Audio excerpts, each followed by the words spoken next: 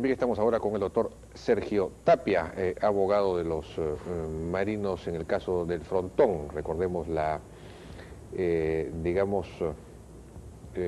matanza que se produjo ahí el 22, ¿cuándo ha sido esto? El año 96, debe haber sido, ¿no? 86. 86, perdón. 18 y 19 de junio. 18 y 19 de junio del 86, en que ante la rebelión de los penales, los marinos intervinieron en el caso del Frontón y hubo muchos muertos. Bueno, los hechos son los siguientes, tal como han ocurrido hasta hace poco. El gobierno acordó indemnizar a los familiares de Norberto Durán y de Gabriel Ugarte. Ellos fueron desaparecidos en el bombardeo a los penales bueno, se ordenó darle $125.000 a cada familia, ¿no es cierto? Esa es la indemnización, pero además se dispuso impulsar las investigaciones para encontrar a los responsables de estas muertes. Esto en atención a la resolución de la propia Corte Interamericana. Pero hoy leímos una noticia en Correo que dice que el Consejo Supremo de Justicia Militar declaró cosa juzgada este proceso judicial, de modo tal pues que no es una manera de decir no lo pienso reabrir, no se puede reabrir una investigación porque esto ya es cosa juzgada. Entonces hoy día el FIN hizo una conferencia de prensa y Benítez dijo que esto era o alguien dijo en el FIN que esto era un desacato a una resolución de la Corte Interamericana. Total, se ha planteado pues un conflicto, en buena cuenta el Consejo Supremo de Justicia Militar versus la Corte Interamericana de Derechos Humanos. En fin, ¿cuáles son sus argumentos al respecto? La Corte ha dispuesto que se reabran las investigaciones. ¿Qué debería ocurrir? Bueno, acá hay que plantear tres aclaraciones iniciales. ¿Cuál es la esfera de competencia de la Corte Interamericana? ¿Qué valor tiene la sentencia de la Corte Interamericana frente a los estados y frente a los individuos? Segundo, alguien está equivocado acá. Y tercero, si los derechos humanos son también para el personal militar. Primero, el Estado peruano fue condenado por una Corte Internacional, la Corte Interamericana de Derechos Humanos, que no juzga a personas. La misma sentencia, en el caso de Durán Ugarte, dice que la valorización que ellos hacen de las pruebas no es como la de la justicia penal para individuos.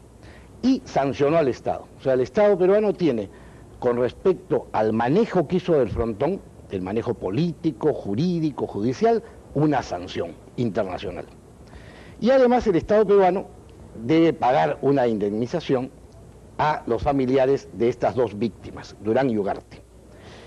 Pero también la Corte Interamericana tiene otra sentencia para el Perú, que es el caso de Loaiza Tamayo, donde esta sentencia establece el pleno valor de la absolución de los jueces navales.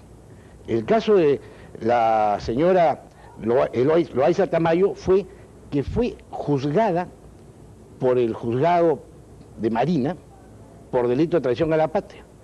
Después, en la revisión del proceso, se dieron cuenta que era terrorista y no traición a la patria, algo parecido a Lori Benenson. Entonces se le quiso juzgar nuevamente en el fuero común y la Corte Interamericana dio una sentencia donde estableció que no podía ser juzgada dos veces, porque es una garantía, tanto en los derechos humanos de todo el mundo por Naciones Unidas como los derechos humanos para América, que nadie puede ser ni juzgado ni procesado dos veces por los mismos hechos.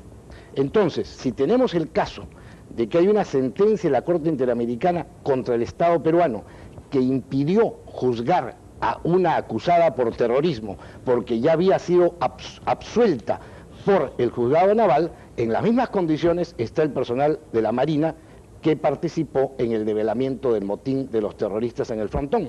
Fueron absueltos por el juzgado de Marina y además este proceso tuvo la garantía legal de haber tenido la dirimencia de la competencia por la Corte Suprema. Bueno, lo que está pidiendo el abogado de estas partes, de estas personas, el señor Carlos Rivera, es que se anule, que le ha pedido al Consejo Supremo de Justicia Militar que anule estos procesos para volver a abrirlos.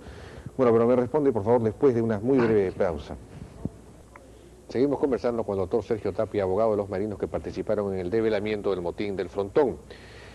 Para quienes está pidiendo, la Corte Interamericana está pidiendo entonces que se reabra el caso, en buena cuenta que se investigue.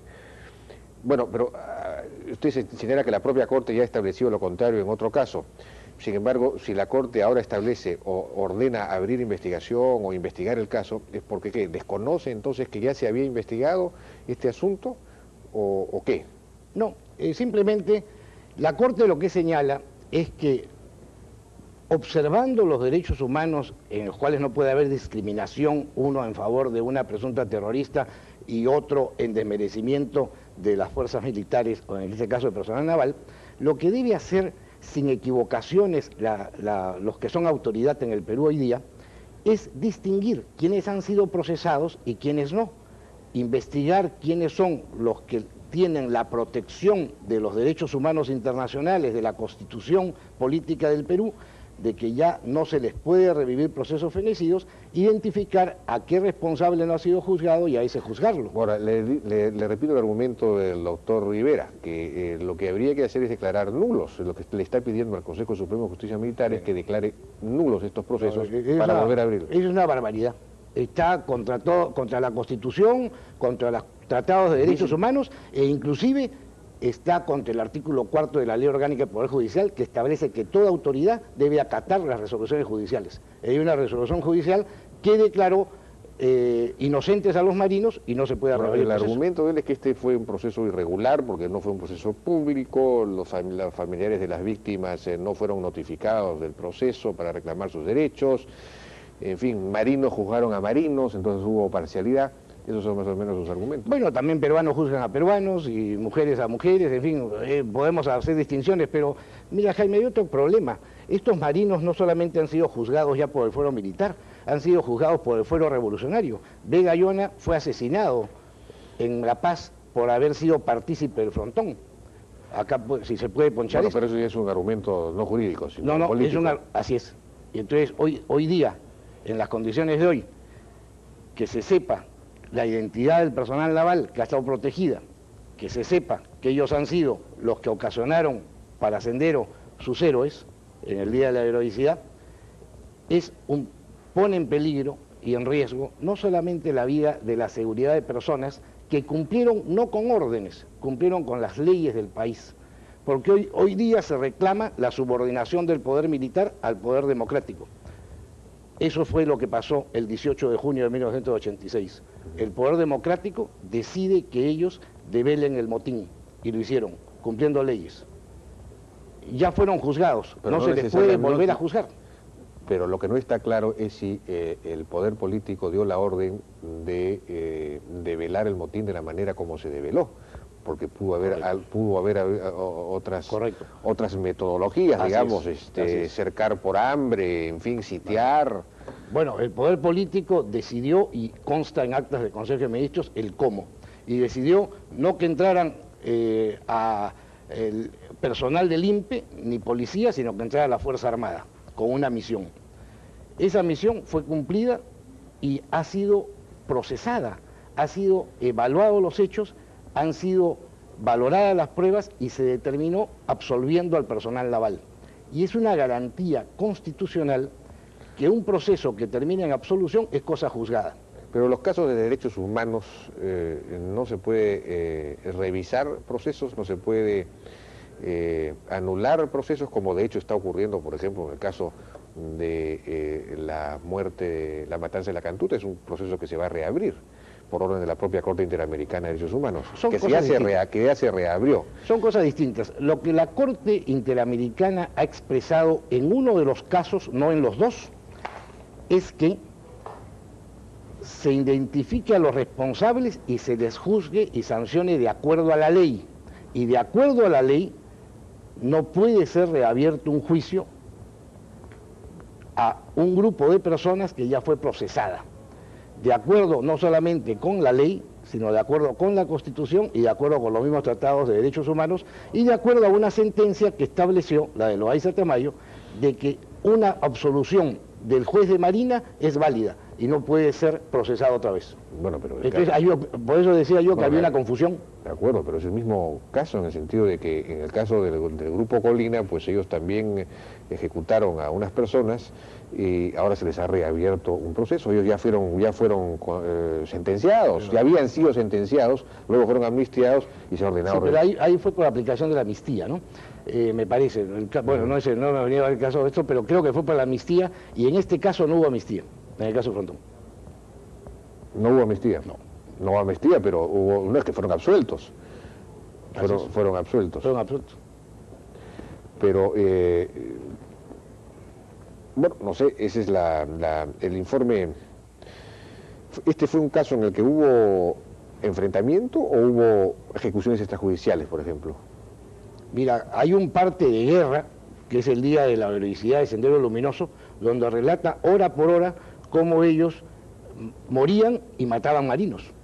Fue un enfrentamiento.